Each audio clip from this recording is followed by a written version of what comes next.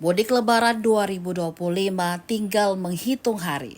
Namun, kondisi jalan poros Tanah Batuwe, Kabupaten Bone, Sulawesi Selatan semakin memprihatinkan.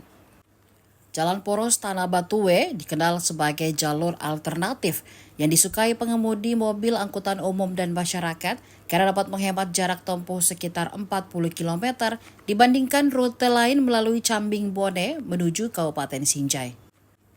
Berdasarkan pantauan Tribun pada Sabtu 8 Maret 2025, jalan yang berlokasi di Kecamatan Libureng yang mengalami kerusakan parah dengan banyak lubang, aspal yang terkelupas, serta menjadi berlumpur saat hujan.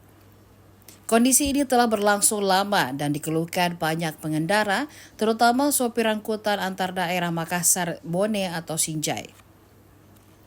Kerusakan jalan ini berdampak signifikan pada waktu tempuh. Jika sebelumnya perjalanan dari Tanah Batuwe Paletae bisa ditempuh dalam waktu 30 menit, kini pengendara harus menghabiskan waktu hingga 1,5 jam untuk melintas di jalur ini. Panjang jalan yang mengalami kerusakan diperkirakan mencapai 30 km, titik terparah ada di wilayah Sanrego. Pemprov Sulawesi Selatan sebelumnya pernah melakukan pengerjaan sepanjang 3 km pada tahun 2023 lalu. Namun tak bertahan lama, jalan ini kembali mengalami kerusakan. Warga dan sopir berharap pemerintah segera turun tangan memperbaiki jalan tersebut, terlebih dengan adanya kepala daerah baru yang baru dilantik.